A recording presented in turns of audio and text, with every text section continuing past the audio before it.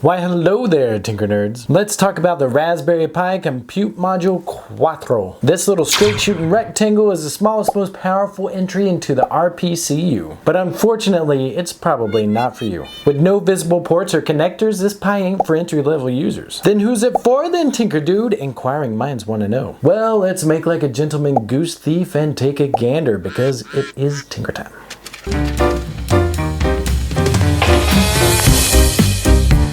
If you want to keep those knowledge gears greased, please be sure to subscribe and ring that notification bell. The Compute Module 4 is super tiny and super powerful, but compared to the other Pis in the product line, it's not as intuitive to use, nor is it as cheap. Then begs the question, how do you use it? And at that price point and level of complication, who is it even for? Let me introduce you to the Pi family, a family of uber cheap, uber tiny systems that are all driven by this Broadcom system on a chip. An SoC is like taking this, and cramming it all into one nice shiny little package.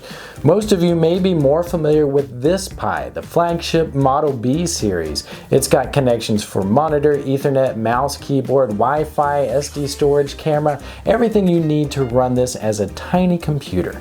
The problem is this SoC can do so much more than this tiny little form factor allows.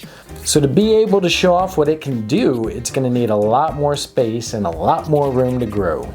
So that's when the Pi Foundation thought, if the form factor is too limiting, just chuck it out altogether, innit? And boom, you got yourself a compute module. Okay, so then where do you even start with this thing? Well, first you got to decide which one you want. Unlike other Pis, a compute module can come with built-in eMMC storage. So depending on how much storage you want and how much memory you want, you could be paying anywhere from $20 for the lowest end compute module all the way to $90 for the highest end, making it the most expensive Raspberry Pi at the time of this video. So to get the high-end model, you may have to forego a couple weeks of laundry to save up. But once you finally get it, how do you connect stuff to it? Well, put a hold on that laundry for a couple more weeks because compute modules can only be used with specially designed carrier boards. This one from the Pi Foundation is another $35, but there's starting to be several other custom boards popping up throughout the web, with one of the cheapest being this one for around $15, but it really limits the things that you can do with the compute module. Now I know it sounds like I'm poo-pooing all over the Compute Module 4, but don't get your Jeff Gearlings in a bunch just yet. I'm just pointing out the price tag to let you know that the Compute Modules are a different breed than the other Pis in the Pi family. And that's because the target audience really isn't you, unless you're a manufacturer or developer that wants to embed it inside of one of your own products. So please keep that in mind before you keep your clothes from a much needed wash cycle. With that disclaimer out of the way, let's forge through this land of mirth and delight. To get the best experience from the Compute Module 4, I'm going to be using the official Raspberry Pi carrier board. It has a lot of extended features over the Pi 4, including full-size dual HDMI outputs, a CMOS battery, dual camera ports, dual DSi display ports,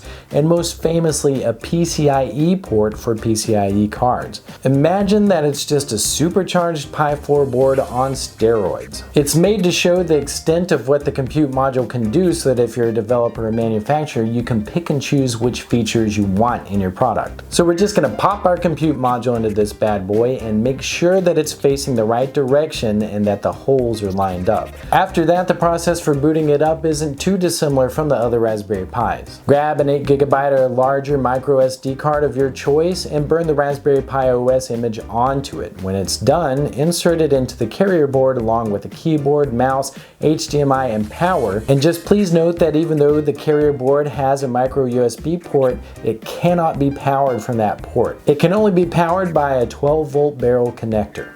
So now it should power up and start displaying stuff on your monitor.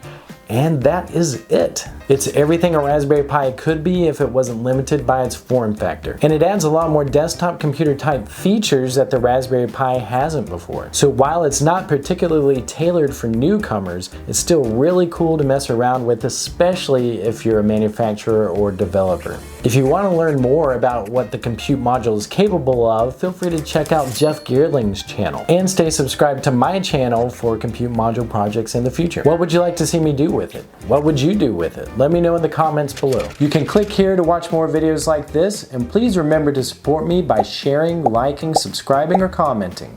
And until next time, keep tinkering.